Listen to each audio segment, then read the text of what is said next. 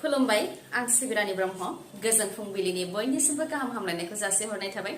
नोंथांमोननि थाखाय आं माखासे खौरां लानानै फैबावबाय अन्नानै भिडिअखौ जोबजासिम नायलांदो बिजाथिलाइ गथायनो फैनाय समावनो नारा नाथार नारदा नुरला मोननै दोलोनि गेजेराव इउपिपिएल आरो बिपिएफ बे मोननै दोलोनि गेजेराव नारा नाथार जानायखौ नुनो मोननाय जादों चिरां जिल्लानि जिल्ला बेंगिरि मावखुलिनि मोखाङावनो नारा नाथार सिडली विधानसभा बियाबनि थाखाय नमिनेशन होनो फैनाय समावनो जानो मोनदों बे जाथाया इउपिपिएलनि बिजाथि रन्जित कुमार बसुमतारी अदेबानि बिआर फेरेंगा आरो बिपिएफनि बिजाथि फानेराम ब्रह्मनि थाखाय नमिनेशन होनो फैनाय समाव बे जाथाया जानो मोनदों मोननैबो दोलोनिफ्राय लोब लोब मददगिरिफ्रा नमिनेशन होनाय समाव रंजा बाजायै ओंखारबोदोंमोन नाथाय रंजा बाजानि गेजेरावबो मोननै दोलोआ मोगामोगि जालायनायाव उनाव नारा नाथार जानो मोनदों उनाव पुलिसआ थासारिखौ सामलायनो गोबां नाजानायनि उनाव थासारिखौ सामलायनो हादों आरो नमिनेशन होनाया उनाव गोजोनै जोबनानै थांदों थिग बेबायदिनो बिटिसिनि माखासे बियाबफोराव मैयानि सानाव नमिनेशन होनाया जानानै थांदों जेरै तामुलपुराव दानि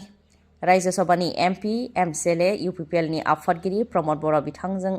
लोगोसे बिश्वजित दैमारी बिथाङा मैयानि सानाव नमिनेशनखौ गथायदों प्रमद बर' बिथाङा नमिनेशन होनाय समाव उरखावगोरा ब्रह्म बिथाङाबो थाफादों ओजोंहाय 20 नं बिजनि बियाबनि थाखाय इउपिपिएलनिफ्राय कमल सिंह नार्जारी बिथाङा बिजाथिलाइखौ गथायबाय क'क्राझार जिल्लानि मोनबा बियाबावबो बिजाथिलाइखौ गथायबाय इउपिपिएल दोलोनिफ्राय जेरै दतमा एसटि बियाबनि थाखाय राजु कुमार नार्जारी बिथाङा नमिनेशनखौ होबाय क'क्राझार एसटिनि थाखाय लरेन्स इस्लारी बिथाङाबो नमिनेशनखौ होबाय पर्बतजरा बियाबनि थाखाय आयुब हुसैन मण्डल बिथाङाबो नमिनेशनखौ गथायबाय गसाइगावआव अनिन्द बसुमतारी बिथाङा नमिनेशनखौ गथायबाय आरो 4 नं बावखुंग्रि बियाबनिफ्राय प्रतिभा ब्रह्म बिथाङाबो नमिनेशनखौ गथायबाय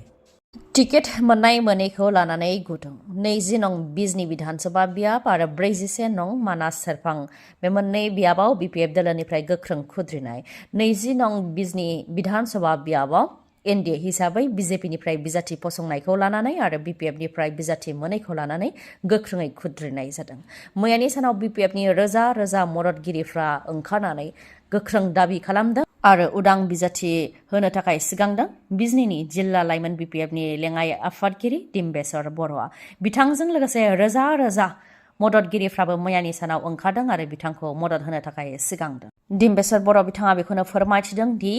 बिजनीआव बिपिएफआ जोबोद गोख्रों जेराव 3 एमसिएलए दङ बेनि मादाव सासे इएम दङ बेखौ नायोबा बिपिएफआ बिजनीआव जोबोद गोख्रों बे लेखायै बिजनीखौ बिपिएफआ मोननो नांगौमोन नाथाय बिपिएफनिया मोनालासे बिजेपिनिया मोनदों बेनिखायनो रायजो राजाफ्रा उदां बिजाथि हास्थायदों होननानै फोरमायथियो बिथाङा ओजोंहाय गुबुन सासे दैदेनगिरि बिथाङाबो बेनि सायाव जाहाथे फिन आरोबाव सानबावो बेनि थाखाय आसामनि गिबि मन्थ्रि डक्टर हेमन्त बिश्व शर्मा आरो हाग्रामा महिलारि बिथांखौ खावलायो बेनि सायाव जाहाथे फिन नायबिजिर बिजनी विधानसभा बियाबाव बिपिएफनिखौबो जाहाथे गेलेनो खाबु होयो नङाबा फ्रेन्डलि गेलेनो खाबु होयो बेनि थाखायबो दाबि खालामो बिथांमोनहा बिजनी विधानसभा बियाबाव दिम्बेश्वर बर'आ उदां बिजाथि महरै गसंनो लानायनि सायाव इउपिपिएलनि दानि बिजाथि अदेबानि मोनसे समनि बिपिएफनिनो एमएलए कमल सिंह नार्जारी बिथाङा बेखौनो फोरमायथियोदि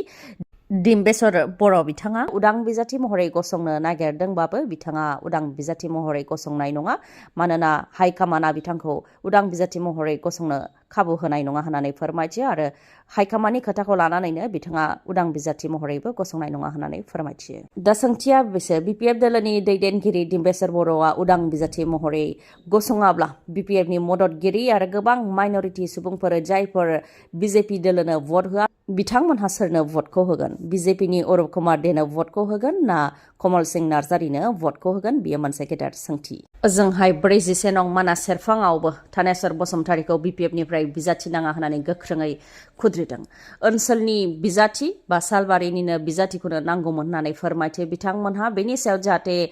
बिपिएफ दोलोनि हाइकामाना नायबिजिरफिनो बिनि थाखाय दाबि खालामो नङाब्ला मावख'खौ थाला बन्द खालामनायल' नङा अर सावनानै होनो थाखायबो लामा लानाय जागोन गोख्रों धरना होनाय जागोन होननानै गोख्रोङै खुद्रियो माखासे बिपिएफ दोलोनि मददगिरिफ्रा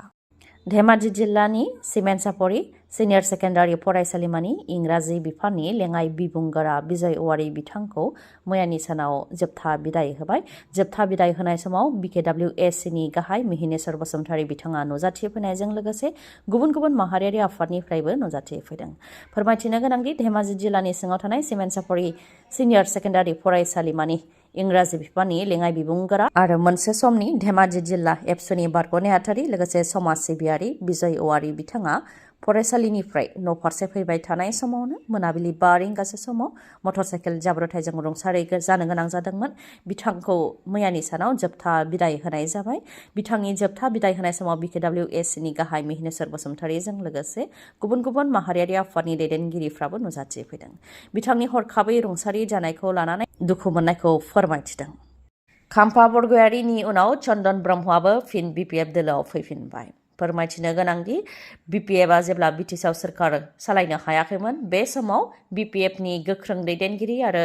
गागि दैदेनगिरि माखासे बिथांमोनहा BPF दोलोखौ एंगारनानै गुबुन गुबुन राजखान्थि दोलो जेरै UPPL आरो BJP राजखान्थि दोलोफोराव हाबहैदोंमोन। नाथाय दा BPF दोलोआ गोहोआव फैफिननायनि उनाव साफा दैदेनगिरिफ्रा BPF दोलोआव हाबफैफिननो हमनायखौ नुनो मोननाय जादों। बेनि बिदिन्थि महरै थांनाय माखासे सान सिगां खाम्फा बरगयारिया UPPL दोलोखौ एंगारनानै BPF दोलोआव हाबफैदोंमोन। दा बेनि उनाव चन्दन ब्रह्मजों लोगोसे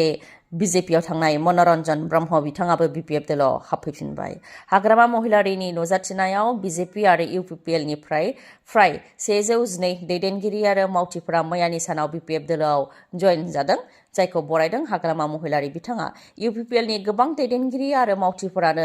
BPFआव हाबफैबावगोन बेखौ फोरमायथियो हाग्रामा महिलारिया। जों गासैखौबो लानानै जयैनो खामानि मावनायनि खाबुखौ होगोन होननानै फोरमायथियो हाग्रामा महिलारिया। मैयानि सानाव चन्दन ब्रह्मजों लोगोसे UPPLनि बर्मानि MLA भुपेन बर' बिथाङाबो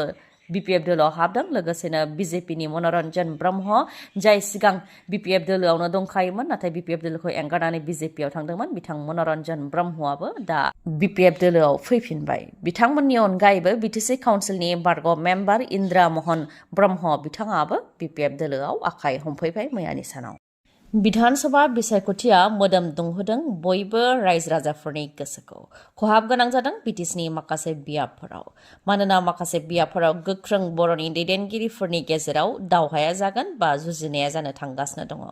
थिग बेबायदिनो उदालगुरि बियाबाव UPPLनिफ्राय दिपेन बर' आरो BPFनिफ्राय रिहन दैमारिनि गेजेराव दावहाया जागोन। जाय दिपेन बर' बिथाङा बिधान सभा बिसायख'थियाव बाहागो लानो थाखाय एबसुनि आफादगिरि बिबानखौ एंगारनानै फैदों। बिथांनि थाखाय बे बिधान सभा बिसायख'थियाव देरहानाया बेसेबां गोनां बेखौ जों बयबो बुजिनो हायो। बेराफारसेथिं BPFनिफ्राय BTCनि डिपुटि चिफ आरो बारग' मन्त्रि रिहन दैमारि दङ। बिथांमोननि गेजेराव दावहाया गोख्रों जागोनखौ नुहुरो। सानैबो बिजाथियानो मैयानि सानाव नमिनेसनखौ गथायबाय। नमिनेसन गथायनाय समाव दोलै नोगोरै नुनो मोननाय जादों। दिपेन बर' बिथांनि नमिनेसन होनाय समाव रायजो राजाजों लोगोसे BTCनि MCLA आरो रायजो सभानि MP आरो दानि MLAनि बिजाथि प्रमद बर' बिथांजों लोगोसे उरखावगोरा ब्रह्म बिथांमोनहा बाहागो लादों। ओजोंहाय बारग' मन्त्रि रिहन दैमारि बिथांनि नमिनेसन होनाय समाव आसाम केबिनेट मन्त्रि जयन्त मल्ला बरुवा आरो BPFनि मन्त्रि चरन बर' बिथांमोनहा बाहागो लादों। दिनैनि भिडिअआ एसेनोसै। गाबोन आरो गोदान भिडिअजों लोगो मोनफिनबावगोन। नोंथाङा दासिमबो आंनि चेनेलखौ साबस्क्राइब खालामाखैबा अन्नानै साबस्क्राइब खालामदो, लोगोसे लाइक, कमेन्ट आरो शेयार खालामनो दाबाव। गोजोन्थों।